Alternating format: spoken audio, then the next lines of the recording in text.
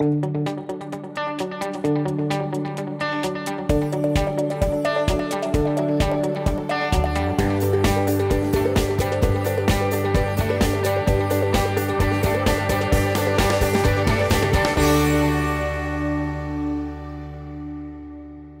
original time I've ever come here was I was interning at Dallas at Microsoft, and my friend's like, "Hey, go to Austin, check out." I'm like, "What is Austin? I've never heard of this city."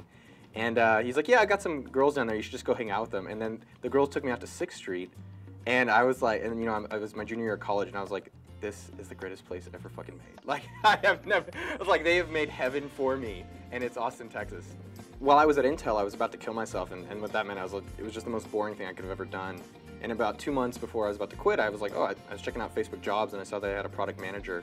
So I submitted, got the job. There was no connections or friends I knew, and my life was consumed by it. It was literally like Facebook, my life, my parents maybe, and then my girlfriend. It was literally like everything revolved around it, like 24/7, every day, all week, all day.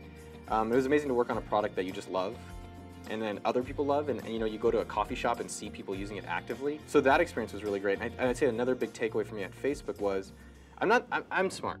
Like, I'm not gifted, I'm not, you know, insanely smart, but I'm above average. That was the first time I've consistently felt dumb.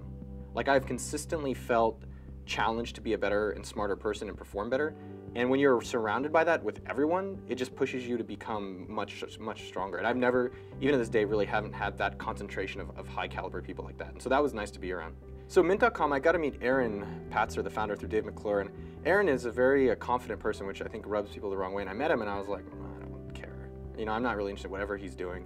And then Dave said, come check out this product. And so he came and showed me a demo. And Aaron is a really impressive guy once you get to know him and understand him better. And so he spent like 6 or 9 months, like basically in a cave, like Al-Qaeda, working by himself, making Mint. And you know, he showed me the demo of it.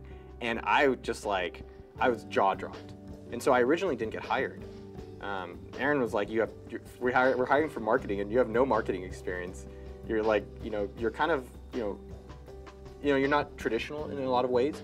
And so I basically spent a week or 2 working for him for free. I came back with plans and I kept following up and I was really disciplined around all of it. And I ended up earning the job, not just giving it to me. I didn't stick around at either one of those companies. At Facebook, I got let go, which was about a year of depression, like serious depression.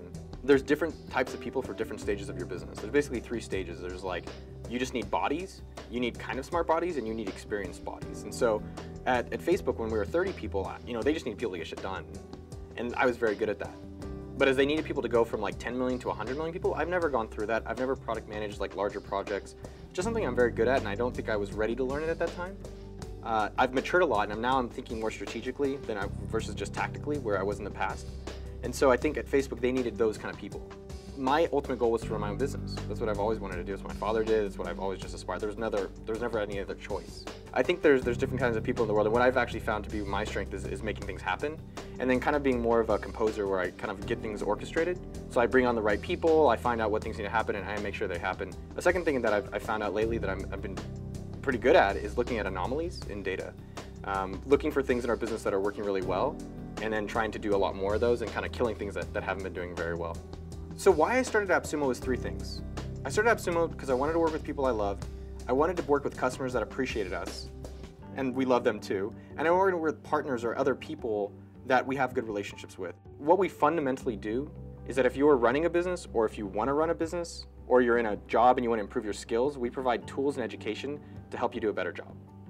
So AppSumo started specifically as a web bundles for web apps. So it was taking the MacIce model, which was a bundle of Mac apps, but doing it for web applications. So MailChimp, FreshBooks, companies like Dropbox, Flickr, LinkedIn, anything that's a web application, and bundling it and trying to sell it. A lot of people said, oh, we're selling the pickaxes to the people doing, looking for gold and trying to build their businesses. But what was the most surprising thing was they didn't just want pickaxes, they want to know how to effectively use their pickaxe. Helping people find the professional meaning in their life gave me the most satisfaction in mine.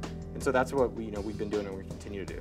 Like, you learn the most stuff through doing. So stop watching this video right now, like put it down and spend 30 minutes today doing something towards a business, if that's what you really want. Secondly, especially if you're young, go take advantage of other people. And then take advantage of the fact that you're young and you have access to them. Because as you get older and greedy, like they won't want to meet with you.